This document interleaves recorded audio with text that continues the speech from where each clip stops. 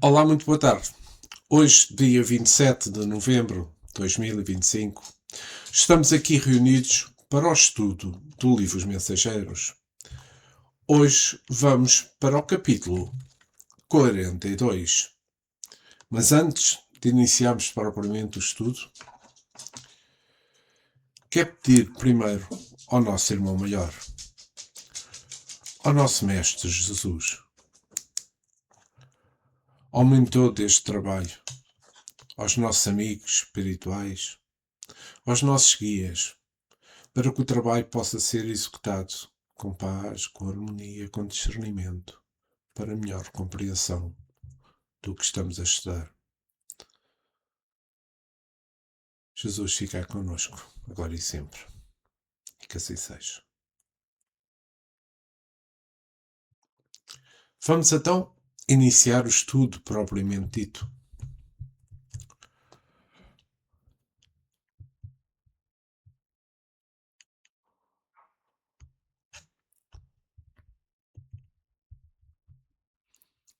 Capítulo 42. Evangelho no ambiente rural.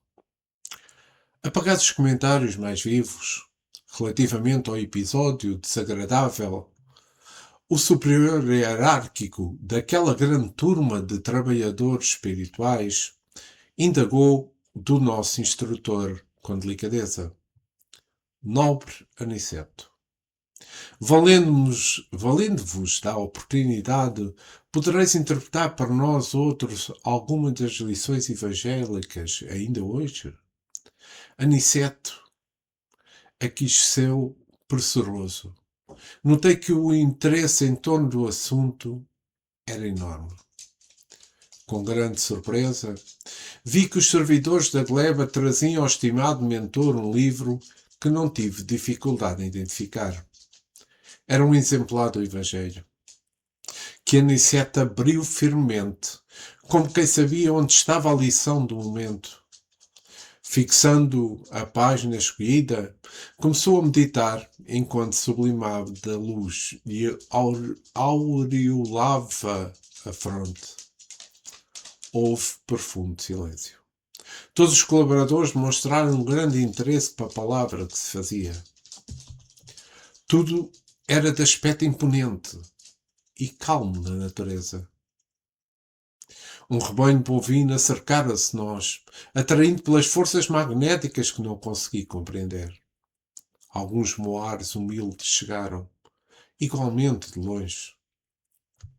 E as aves tranquilizaram-se nas frondes fartas sem um pio. A única voz que atuava leve e branda era a do vento, sussurrando harmonia e frescura. A paisagem não poderia ser mais bela, vestida em ouro líquido do poente. Excetuada a rusticidade natural do quadro vivo, o ambiente sugeria recordações fiéis dos verdes salões do nosso lar. Aniceto, mergulhando o olhar no sagrado livro, leu em voz alta os versículos 19, 20 e 21 do capítulo 8 da Epístola aos Romanos. Porque a ardente expectação da criatura espera a manifestação dos filhos de Deus. Porque a criação ficou sujeita à vaidade, não apenas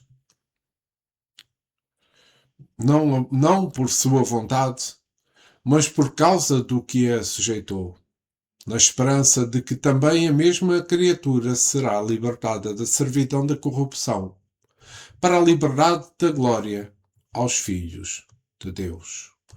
E aqui vou parar para fazer um pequeno comentário, porque vejamos, nós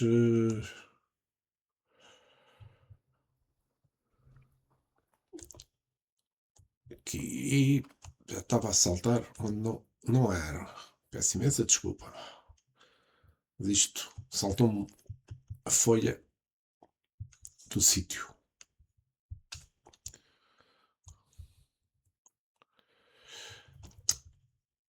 Primeiro é recordar que estão efetuando o Evangelho ao ar livre, num ambiente de completo, completamente repleto por natureza. Ele falou dos animais, os bovinos se aproximaram, falou do calar dos pássaros neste momento. É que isto é extremamente importante, porque aqui poderemos notar que há uma certa incidência de espiritualidade para que o silêncio possa existir, exercitando essa incidência nos animais, na procura também eles da palavra, da procura também eles do aconchego, da luz que existia ali, das próprias faixas as próprias faixas de luz que estavam a existir no meio daquele local onde estava a ser efetuado o Evangelho. Mas aqui a Epístola aos Romanos, que no capítulo 19, ou no capítulo 8, no 19, 21, 19, 20 e 21, ela explica que a criação está em expectação ardente. E ela explica isto porque, após a queda humana, ela foi sujeita à vaidade, à corrupção, à futilidade. Essa dependência, no entanto, não foi por vontade própria da criação, mas devido ao pecado. Isso está ligada à esperança de que um dia, libertada, e compartilhará da glória dos filhos de Deus. Isto quando os seguidores de Cristo foram plenamente revelados na sua glória. Pois vejamos que a criação foi sujeita à vaidade, como eu disse.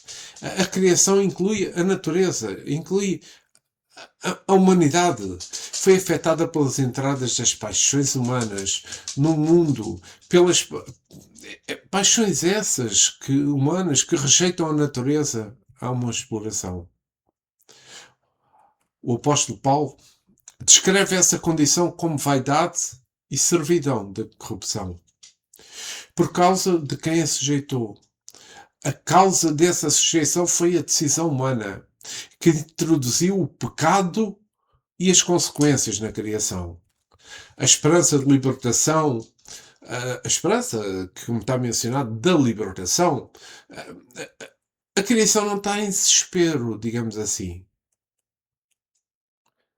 A criação está em esperança. Ela guarda a libertação da corrupção e da entrada da liberdade da glória dos filhos de Deus. A manifestação dos filhos de Deus, essa é a esperança, essa esperança é atrelada com que a manifestação é atrelada, como é que eu ia dizer, daqueles que são crentes em Cristo. Como mencionou o Evangelho segundo o Espiritismo, é o escândalo necessário. O futuro dos crentes, quando os filhos de Deus forem totalmente manifestados na sua glória, toda a criação será libertada da servidão do pecado, da corrupção, partilhando de nova e glória liberdade que foi prometida.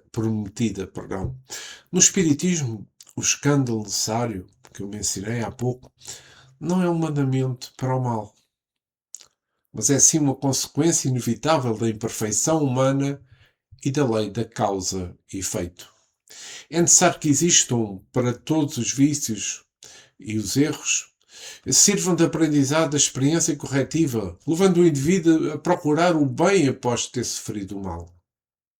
Essa compreensão vem da ideia de que o escândalo é uma peça de tropeço. É uma pedra de tropeço que força a correção moral através das provas que nós vamos conseguindo. Então, esse escândalo necessário são as ações humanas, como eu mencionei, imperfeitas. As ações humanas criam obstáculos e sofrimentos, chamam escândalos, que servem como lições necessárias para o progresso espiritual. O escândalo é a prova de que as ações erradas geram consequências. Ao vivenciar os resultados dos seus vícios, o indivíduo pode-se corrigir. Através do sofrimento causado por esses escândalos, o indivíduo se pune. Ao mesmo tempo, tem a oportunidade de compreender os erros e procurar o caminho da regeneração moral. Jesus usa a figura de cortar a mão ou arrancar o olho, como todos sabemos na Bíblia. Mas essa figura é simplesmente para ilustrar a necessidade radical de eliminar as causas do escândalo em si mesmo, ou seja, os sentimentos impuros e as tendências viciosas e materialistas. A doutrina dos espíritos, o espiritismo, ensina que Deus utiliza os erros e as imperfeições da humanidade para retirar o bem, fazendo com que as experiências negativas se tornem no final úteis para o progresso geral. Na frase em que André Luiz menciona "e as aves tranquilizam-se nas frondes fartas sem um pio", eu vou falar nisto porque relembro-me o que eu li de São Francisco de Assis. Quando São Francisco de Assis prega, como se diz em brasileiro, às aves. E eu vou ler aqui uma pequena parte. Certo dia Francisco saiu por uma missão. Num local silvestre onde havia um pequeno descampado e ao redor de muitas árvores de todas as espécies. Em cima das árvores voavam e revoavam, e espalhadas pelo chão no descampado, muitas aves cantavam e se confraternizavam em grande alarido. O santo falou aos seus discípulos: "Esperem um pouco, vou pregar às nossas irmãzinhas aves." Então, eu achei isto importante por causa desta afirmação, como eu disse, que as aves estavam sem pio, que André Luiz menciona no trecho que li. O santo falou isso. Ele entrou num campo indo ao encontro das aves que estavam no chão. E mal começou a pregar, as que estavam nas árvores, desceram. Nenhuma se mexia, embora andando ele passasse perto e mesmo chegasse a roçar nelas com a extremidade da sua veste. E dizia às aves, "Minhas irmãzinhas aves, vocês devem muito a Deus e ao Criador." Finalmente São Francisco fez o sinal da cruz e deu-lhes licença para se retirar. Então aquelas aves se levantaram no ar com um maravilhoso canto e logo se dividiram em revoadas e desapareceram através das colinas e das matas. Eu achei isto importante, não diz muito com o texto, mas aquela afirmação de André Luiz fez-me recordar esta parte que eu quis ler para vocês todos. Vamos voltar ao nosso texto. Em seguida, refletiu alguns instantes e comentou com evidente inspiração: "Irmãos, recebamos a bênção do campo, louvando ao amor e à sabedoria do nosso Pai. Exaltemos o soberano Espírito da vida, que sopra em nós a força eterna e incessante da renovação. Ponderemos a palavra da gentilidade. Ponderemos a palavra do apóstolo da gentilidade para extrair o conteúdo divino. Há milénios, a natureza espera a compreensão dos homens.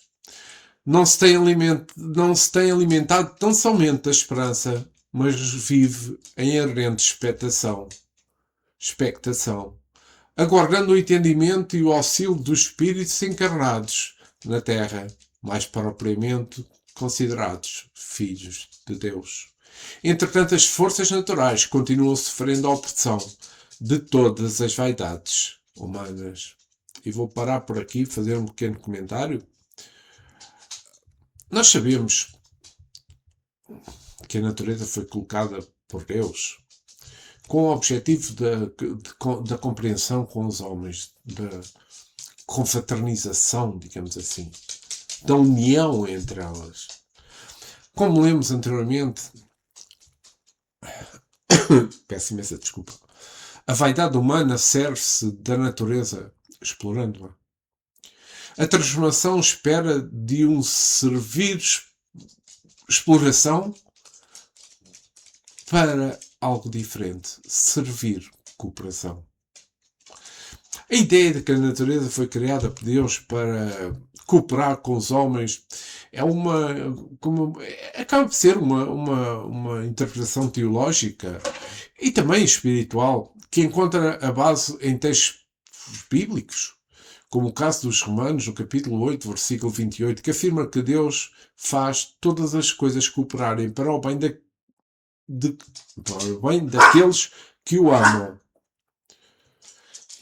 Em Salmo 19, versículo 1, que diz que os céus proclamam a glória de Deus. Essa visão sugere que a criação divina serve aos propósitos humanos, como nós sabemos. Mas também, aí o homem tem responsabilidade de cuidar. Aí o homem tem responsabilidade de preservar o meio ambiente. Acho que isto é importante, porque quando na frase, quando diz Deus se revela através da natureza, pois a natureza é vista como uma manifestação de Deus, refletindo a sua grandeza, a sua perfeição e também a sua bondade, claro. O Salmo 19 é frequentemente citada essa ideia, mostrando que a criação é a expressão da sua glória. A frase bíblica, todas as coisas cooperam para o bem daqueles que o amam, está escrito em Romanos, no capítulo 8, versículo 28. É entendida por alguns como um indicativo que a criação divina está ao serviço dos seres humanos, embora em um contexto de amor a Deus. O homem como cuidador também é muitas vezes utilizado, e aí implica a responsabilidade humana que nós já deveríamos ter. Além de um propósito de cooperação, a natureza também é vista como um convite à reflexão espiritual. A beleza e a complexidade da criação podem levar o indivíduo a um maior entendimento de Deus e da sua bondade. No Livro dos Espíritos, na pergunta 723, a alimentação animal é com relação ao homem contrária à lei da natureza? Pergunta Allan Kardec, e o Espírito da Verdade responde. Dada a vossa constituição física, a carne alimenta a carne. Do contrário, o homem perece. A lei da conservação lhes prescreve como um dever que mantenha as suas forças e a sua saúde para cumprir a lei do trabalho. Ele tem de se alimentar conforme o reclame a sua organização. Também na pergunta 734 do Livro dos Espíritos, que eu retirei, no seu estado atual, tem o homem o direito ilimitado de destruição sobre os animais? Aí bem a resposta dos espíritos superiores. Tal direito se acha regulado por necessidade. Ele tem de prover ao seu sustento e à sua segurança. O abuso jamais constitui direito. E só para terminar, na pergunta do Livro dos Espíritos, na pergunta 602, quando Kardec questiona: os animais progridem como o homem por ato de própria vontade ou pela força das coisas? E a resposta é a seguinte: pela força das coisas. Razão porque não estão sujeitos à expiação. Eu falei destas partes porque achei interessante, porque aqui estamos a falar da questão da compreensão dos homens frente à natureza, e os animais fazem parte da natureza. E vamos continuar com o estudo do nosso capítulo. Isto, porém, ocorre, meus amigos, porque também o Senhor tem esperança na libertação dos seres escravizados na crosta, para que se verifique igualmente a liberdade na glória do homem. Conheço-vos de perto os sacrifícios, abnegados trabalhadores espirituais do solo terrestre. Muito de vós aqui permaneceis, como em múltiplas regiões do planeta, ajudando os companheiros encarnados, acorrentados às ilusões da ganância de ordem material. Quantas vezes vosso auxílio é convertido em baixas explorações no campo dos negócios terrestres. A maioria dos cultivadores da terra tudo exige, sem nada oferecer. Enquanto zelais cuidadosamente pela manutenção das bases da vida, tendes visto a civilização funcionando como rigorosa máquina de triturar, convertendo-se os homens, nossos irmãos, em pequenos moleques de pão, carne e de vinho, absolutamente mergulhados na viciação dos sentimentos e nas exceções da alimentação, despreocupados do imenso débito para a natureza amorosa e generosa. Eles oprimem as criaturas inferiores, ferem as forças benfeitoras da vida, são ingratos para com as fontes do bem, atendem às necessidades ruralistas, mais pela vaidade e ambição de ganhar, que lhes são próprias, que pelo espírito de amor e utilidade, mas também não passam de infelizes servos das paixões desvairadas.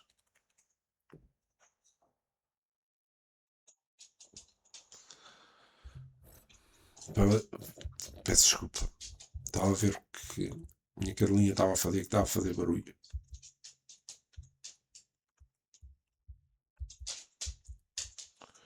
Então, aqui vou parar o texto porque eu acho que é importante.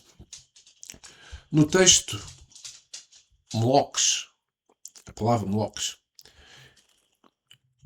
que quer também, tem a tradução de Moloch, Moloch e Moloch. Moloch com C e Moloch com Q. É o nome do Deus que usa Amonitas, uma etnia de Canaã, povos presentes na Península Arábica e na região do Oriente Médio cultuavam. Nós, seres humanos, nós somos os únicos seres na natureza que usamos a natureza, usamos a própria natureza de uma forma excessiva. Não temos uma forma programada pela Divina Suprema. Pela Divindade Suprema, peço desculpa. Por exemplo, os animais sim têm uma programação na sua alimentação e assim o seguem, essa programação. Para podermos alimentar, nós deveríamos ter indústrias com o objetivo da nossa necessidade e não com o objetivo de ganhar dinheiro. Isso mostra diretamente, logo, que a vaidade, a ambição de ganhar, como te explica o nosso irmão Aniceto, nas palavras que preferiu. Aqui, Francisco Cândido Xavier, no livro Espíritos Diversos, Ideal Espírita, no capítulo Ao Fim da Natureza, através do espírito de André Luiz, escreveu: em todos os ângulos da vida, eu acho que é importante aí eu vir buscar esta parte. Em todos os ângulos da vida universal encontramos patentes ou recursos infinitos da sabedoria divina.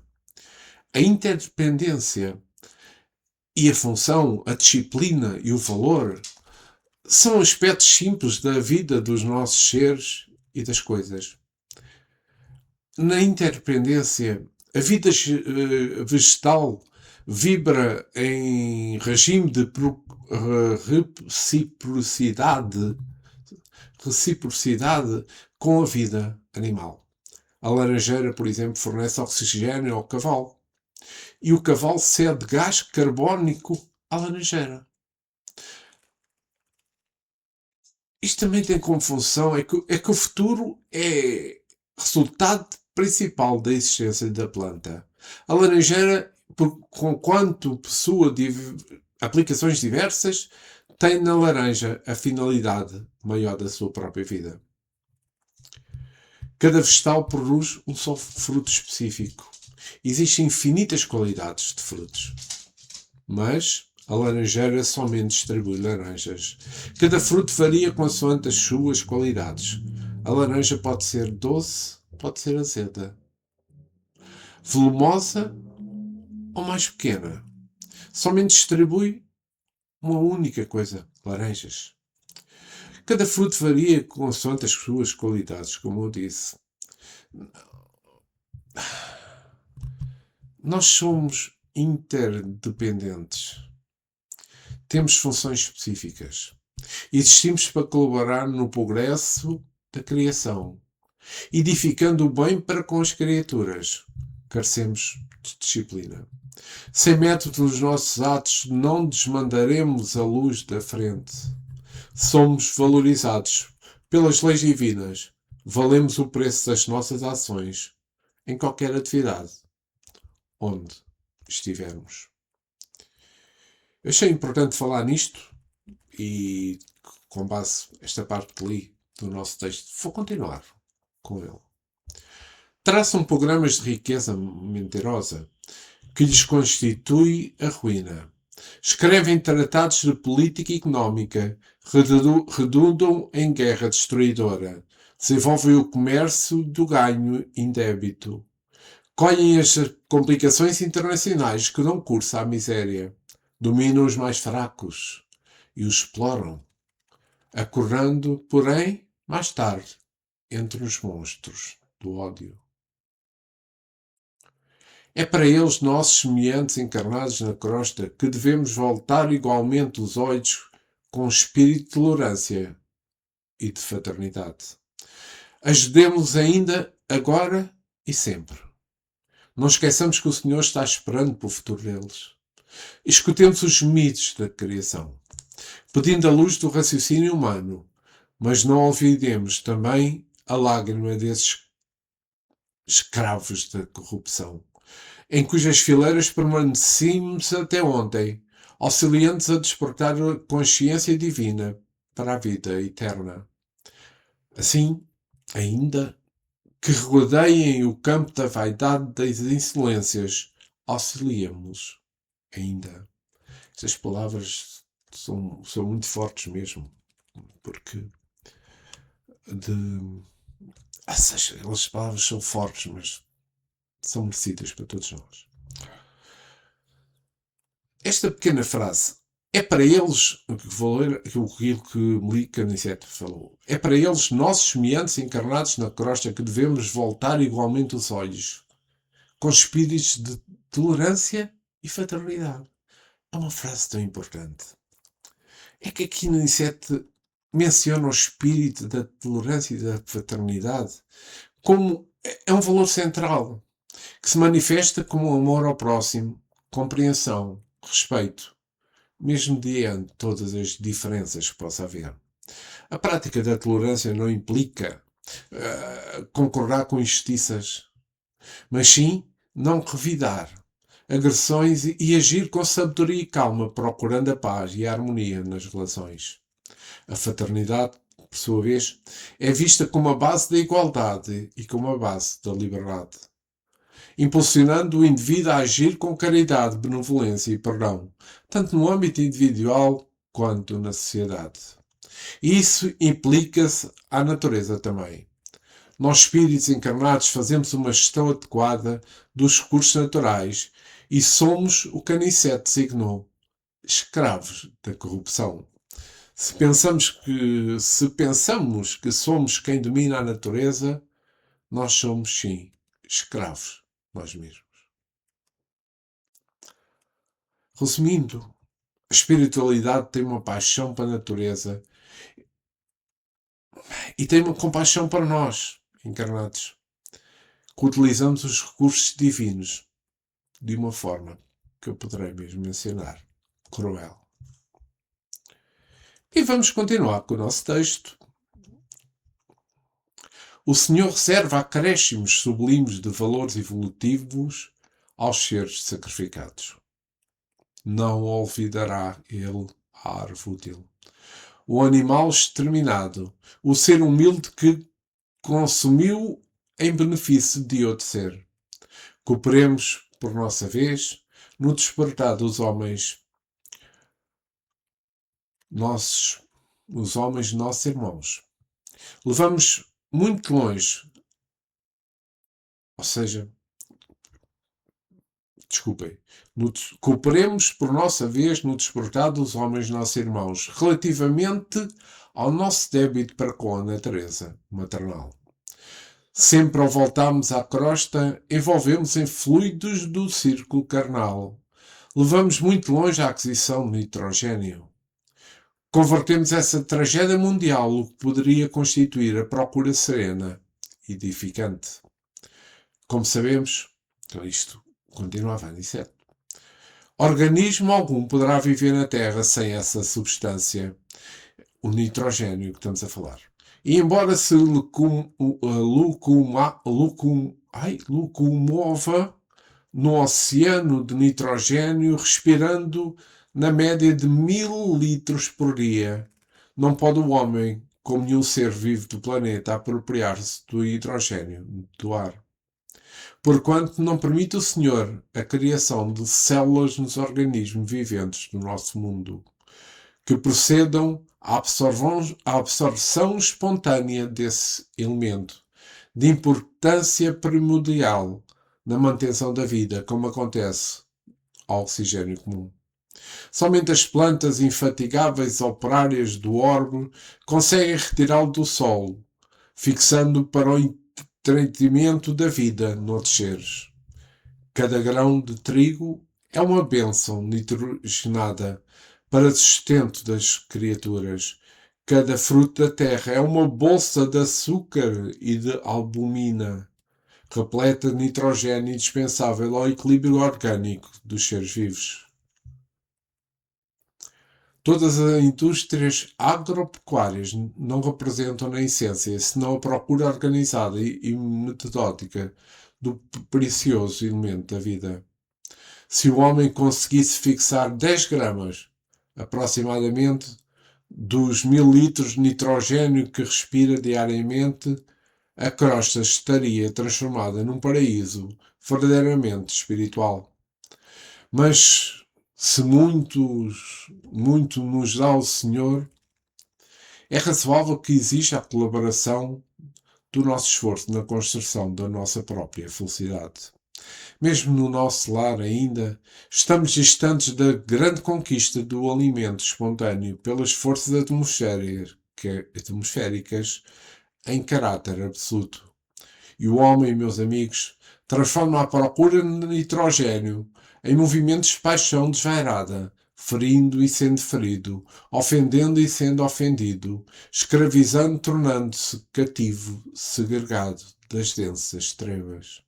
Ajudemos-lo a compreender para que se organize uma outra era. Auxiliemos a amar a terra, antes de explorá-la num sentido inferior, a valer-se da cooperação dos animais, sem o recurso do extermínio. Nessa época, o matador será convertido em local de cooperação, onde o homem atenderá aos seres inferiores, e onde estes atenderão à necessidade do homem, e as árvores úteis viverão em meio de respeito que lhes é devido.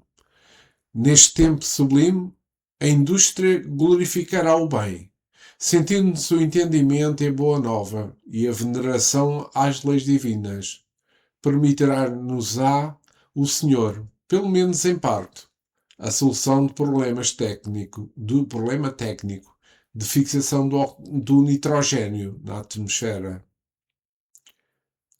Ensinemos os nossos irmãos que a vida não é um roubo incessante, em que a planta lesa o solo, o animal extermina a planta e o homem assassina o animal, mas um movimento de permuta divina, de cooperação generosa, que nunca perturbaremos sem grave dano à própria condição de criaturas responsáveis e evolutivas. Não condenemos auxiliemos sempre. E aqui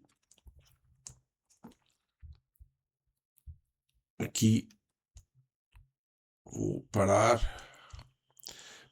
E queria falar primeiro de uma parte que li agora, que li há pouco, que é sobre o nitrogênio, não é?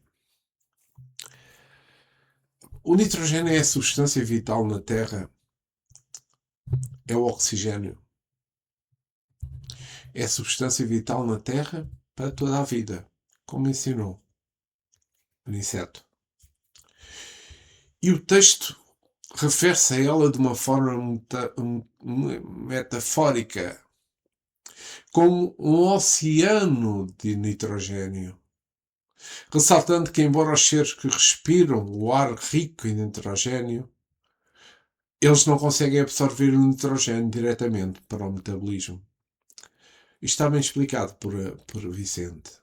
O corpo humano e a maioria dos seres vivos não são capazes de utilizar o nitrogênio do ar na forma gasosa, sendo que ele precisa ser convertido em compostos como amónia, nitratos e nitritos para ser assimilado, um processo realizado principalmente por bactérias específicas. Ou seja, é uma substância vital. A substância mencionada é o oxigênio, não é? Essencial para a respiração e sobrevivência de todos os organismos. E aqui, esta metáfora, eu vou voltar aqui à metáfora do oceano de nitrogênio. Esta metáfora para o ar atmosférico, que é composto por cerca de 78% de nitrogênio, dizem os cientistas, mas que não pode ser assimilado diretamente pela maioria dos seres vivos. Esse processo de fixação de nitrogênio é crucial para a produção de aminoácidos e proteínas na base da vida. E aqui vou passar a outra parte mencionada por um pequeno texto, frase, mencionada por Aniceto.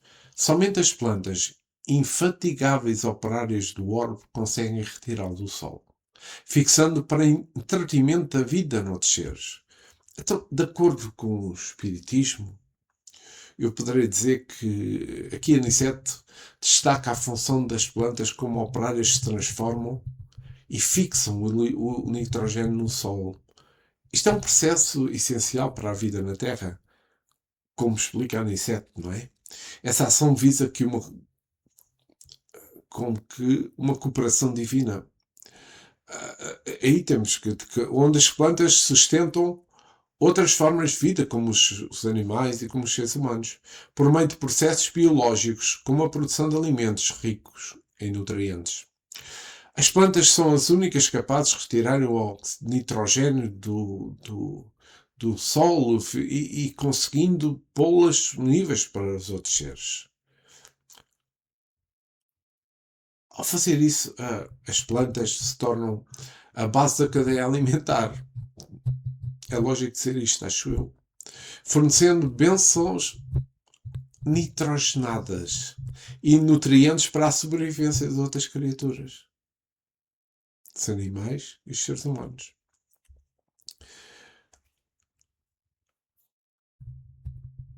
O Espiritismo sugere que o progresso da civilização será marcado por uma maior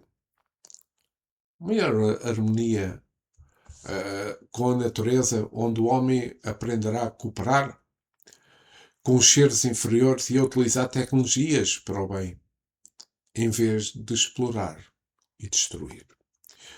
Outra frase que eu realcei aqui é: porquanto não permite o Senhor a criação de células nos organismos viventes do nosso mundo que procedam à absorção espontânea desse elemento de importância primordial na manutenção da vida, como acontece com o oxigênio comum. Então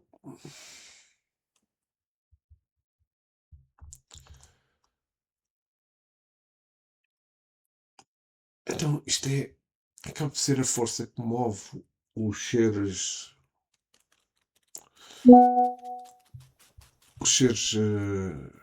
orgânicos, há atos espontâneos involuntários, espontâneos e involuntários, para garantir a sua sobrevivência.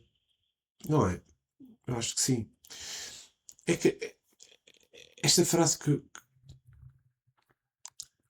realça que Deus concedeu o instinto a todos os seres para que possam colaborar nos planos divinos. E a cooperação tem que ser uma coisa comum. E outra pequena frase que eu salientei desta parte que li do texto: cada grão de trigo é uma bênção nitrogenada das sustentas criaturas. Cada fruto da terra é a bolsa de oxigênio e a albumina repleta de nitrogênio indispensável ao equilíbrio orgânico dos seres vivos. Ou seja, esta frase acaba por realçar a importância do nitrogênio presente nos alimentos que nós utilizamos, como o trigo, e outras plantas para sustento e equilíbrio dos seres vivos, mas nós e também os animais, como é óbvio. E a necessidade de uma relação de respeito e uma relação de cooperação é, com a natureza, não é? Em vez de uma exploração predatória, de extermínio quase, nós fazemos. Este trecho descreve muito bem o trigo e outros seres da terra como fontes nutrientes vitais, ricas em nitrogênio, em açúcar, em albumina, indispensáveis para toda a vida. Não é? Isto é extremamente importante. E na última parte que li, a última parte que li,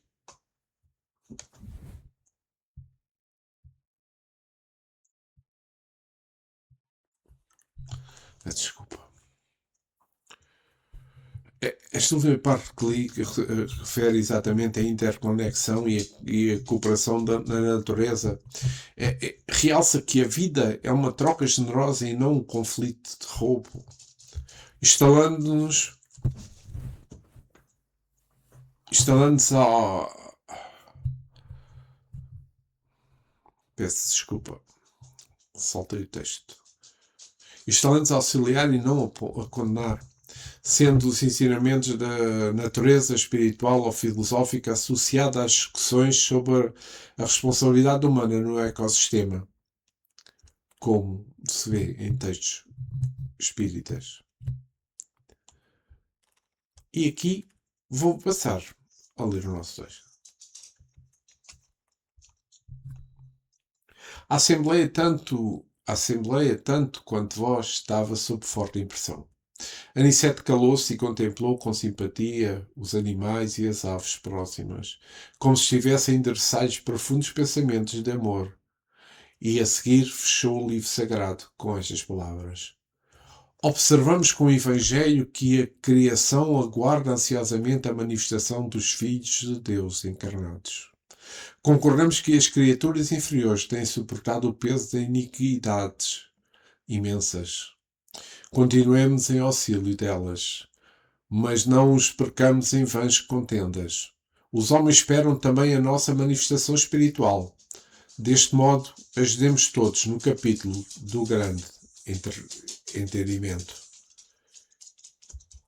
E aqui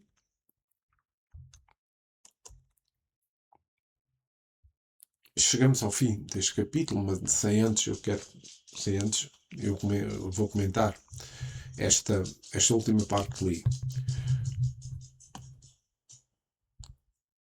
Não despertemos ações extremistas, pois o planeta já começa a despertar para outras formas de alimentação mais saudáveis. Esta última parte que li é uma forte mensagem. Uma mensagem espiritual, mas também uma mensagem ética. E reflete a doutrina espírita de ajuda mútua, responsabilidade coletiva e evolução espiritual, focando nas paixões pelos animais, pelas criaturas inferiores, e na importância de manifestação do bem no mundo para a elevação de todos, alertando contra as discussões fúteis para focar o entendimento e na prática do amor. Esta passagem pede para que, como espíritos mais evoluídos que somos do que os animais, ajudemos os animais e todos os seres. Ajudemos os animais e todos os seres que sofrem e também nos auxiliam na nossa evolução, promovendo a paz, promovendo a união, sem distrair com conflitos vazios, mas sim com amor e caridade. É um apelo à solidariedade e à evolução moral coletiva. No livro O Consolador, de Emmanuel, no 129, é um erro alimentar o homem com carne dos irracionais? A pergunta é feita e Emmanuel responde: a ingestão de vísceras dos animais é um erro de enormes consequências, do qual derivam numerosos vícios da nutrição humana. É de lastimar-se semelhante situação, mesmo porque se o estado de materialidade da criatura existe a cooperação de diversas vitaminas. Esses valores nutritivos podem ser encontrados nos produtos de origem vegetal, sem a necessidade absoluta dos matadores e dos frigoríficos. Temos de considerar, porém, a máquina económica do interesse e da harmonia coletiva, na qual tantos operários fabricam o seu pão cotidiano. Suas peças não podem ser destruídas de um dia para o outro, sem perigos graves. Consolemos com a visão do porvir, sendo justo trabalharmos dedicadamente pelo advento dos tempos novos, para que os homens terrestres possam dispensar da alimentação os despojos sangrentos dos seus irmãos inferiores. Então, resumindo este capítulo, eu acho que eu lembrei-me desta parte de Emmanuel, que eu já tinha lido anteriormente e que reflete muito bem. É uma mensagem muito forte, mas uma mensagem muito precisa para todos nós humanos. O Evangelho, ditado por Aniceto, é uma bênção de construção a favor da natureza e da valorização continuada dos seus pendores: ar, água, sol, animais, plantas, contribuem fervorosamente para que a vida se suporte neste planeta. De forma silenciosa e subordinada, os elementos da natureza, os elementos naturais, nos servem sem qualquer reação. Quanto a maioria de nós somente faz explorar o sofrimento sem qualquer sinal de agradecimento ou sinal de consideração. Nós chegamos, matamos, escolhemos, sem agradecimento e sem consideração. Aniceto, há mais de 80 anos, já falava sobre a exploração somente económica e egoísta, sacrificando a vida e os recursos naturais para a satisfação da luxúria de um status afastado do interesse e do bem maior. Ao longo dos anos, essa relação de violência do ser humano contra a natureza só fez piorar, envenenando a terra, a água, as plantas, o ar, a guisa de combater insetos, ou melhorar a genética, transformando os alimentos em bombas corrosivas que prejudicam o funcionamento da máquina física. A sede de ganhos cada vez maiores, os produtores rurais utilizam-se de torturas cada vez mais requintadas para extrair o leite, os ovos, as carnes inflamadas pela química, disseminam, acho que é a palavra correta, cânceres diversos no homem de hoje e contaminam as sementes das novas gerações. Junto a isto, a propaganda irresponsável e as mentiras habitualmente construídas tentam diminuir o valor do alimento natural para valorizar os alimentos que apenas trazem à mesa a tabela periódica. Criminosamente, manipulada nos laboratórios.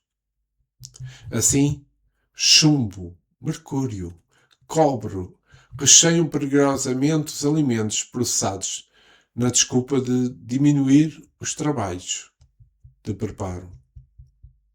A perfeição natural não precisaria de nada destes artifícios. Pronta esteve, desde sempre, para nos auxiliar, para nos servir, bastando para tanto que possamos desenvolver gratidão e reconhecimento, mas não o fazemos.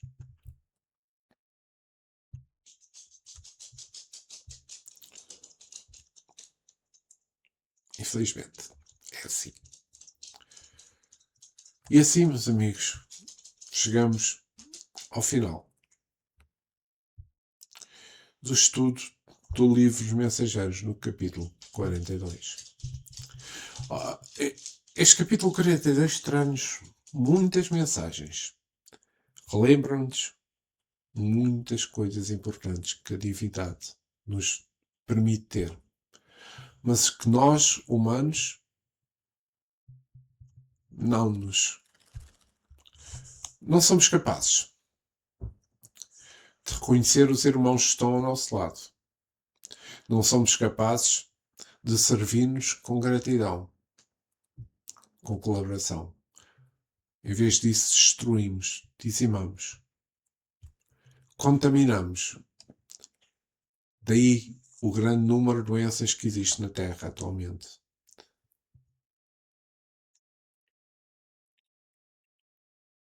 E quem fala disto?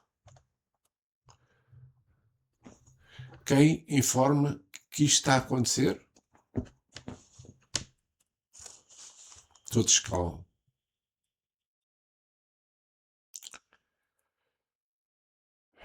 Quero começar por agradecer ao nosso Mestre Jesus. Aumentou deste trabalho, aos nossos guias espirituais, aos nossos amigos espirituais e a todos que irão assistir e que estão a assistir neste momento. Muito obrigado pelo momento que permitiram. Espero que tenha sido e tenha tido discernimento de fazer chegar até vós as mensagens que achei mais importantes. Que Jesus continue e permaneça connosco agora e sempre. E que assim seja.